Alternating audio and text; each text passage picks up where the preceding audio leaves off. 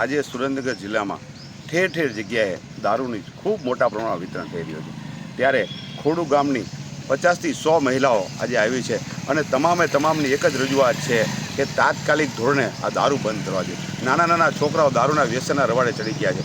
મોટા છોકરાઓ દારૂ પીને ખતમ થઈ રહ્યા છે. પોતાની રોજીરોટી મેળવી શકતા નથી. ગ્રામ્ય વિસ્તારમાં જ્યારે મહિલાઓ પોતે આજે આગળ આવી અને દારૂબંધી માટે થઈ અને એક જંગ ખેડવા માટે થઈ આજે એસપી કચેરીએ રજૂઆત કરવા આવે છે. તમામ બહેનોને હું પણ ખૂબ આવકારું છું કે આજે નાના એવા વિસ્તારમાં ખોડુ ગામમાંથી બધી મારી બહેનો તાત્કાલિક એસપી કચેરી આવી અને પ્રેમસુખ ડેલુ સાહેબ સાથે અમારે વિશ્વાસ અને ભરોસો છે કે ખોડુ ગામમાંથી હવે પછી એક ટીપુય દારૂ મળશે નહીં અને તમામ બુટલેગરોને તાત્કાલિક પકડી કાયદેસરની કાર્યવાહી કરવામાં આવશે. આજે અમારે વિશ્વાસ અને ભરોસો છે. એવી જ રીતે અમારી ખોડુ ગામની બહેનોને પણ ભરોસો છે કે આજે અમારી બહેનો જે બધી વિધવા થઈ છે, અમારી બહેનો આજે કાર્યરતીથી હાવ વંચિત છે. આજે દારૂના વ્યસનથી એમના પતિ રહ્યા એ એકદમ ધ્રુસ્ત હાલતમાં પડ્યા હોય તો એમને ઘર ચલાવવા માટે થઈને અથાગ મહેનત કરવી પડે છે. એની માટે થઈને આ તમામ બહેનોએ આજે પહેલ કરી છે કે સુરેન્દ્રનગરના જિલ્લામાં નાના એવા ગામમાં ખોડુ ગામમાં સદંતર દારૂ બંધ રહે એની માટે રજૂઆત કરવા આવે છે અને પ્રેમસુખ ડેલુ સાહેબે પણ અમને સારી રીતે સાંભળ્યા અને દારૂ બંધ થશે એવી ખાતરી આપી છે.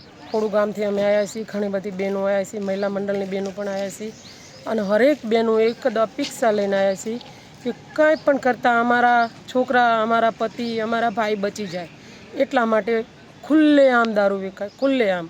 અને આ દારૂ તો વેચાય છે પણ ધમકી એવી આપે કે તમારા સાહેબો શું કરી લેશે, તમારો જિલ્લો અમારે આગળ શું કરી લેશે, અમારે તો પૈસાથી મતલબ છે ને અમે તો પૈસાથી જ કામ કરીએ છીએ, તમે ગમે ત્યારે રજૂઆત કરો, બાકી અમે તો દારૂ વેચવાના જ છીએ અને અમારો તો ધંધો થઈ ગયો છે. અમારા છોકરા નાના ઓફ થઈ ગયા, નાના મરી ગયા અને અમુક બહેનો, અમુક દીકરીઓ, નાની છોકરીઓ ભણવા માટે થઈ મા બાપની આગળ મદદ માંગે કે માં મને ભણવા દે, પણ બાપ મરી ગયો, છોકરો મરી ગયો, ભણવા માટે એક જ છોકરી છે તો એ છોકરીને ભણાવવા માટે રૂપિયા નથી.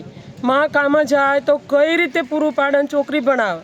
ઘણી બધી મજબૂરી, ઘણી બધી મુશ્કેલ અમારા ખોડુની અંદર આવી.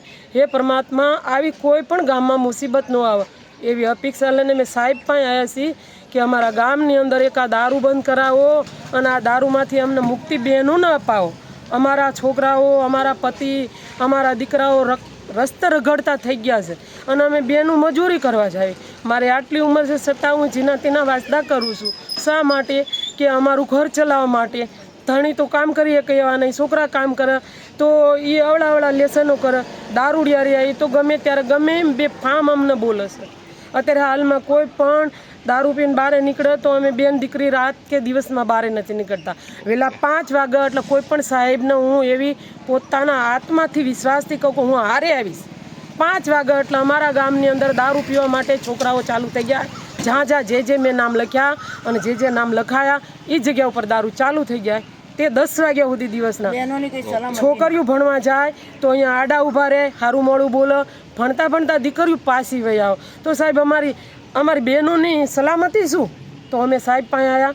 સાહેબે અમને ખૂબ જ આશીર્વાદ દઈ અને આવકાર્યા છે અને અમને વિશ્વાસ છે કે આ સાહેબ રહ્યા એ અમારું જરૂર સાંભળશે અને દારૂ બંધ કરાવશે એવું અમે આશા લઈને જાવીશ.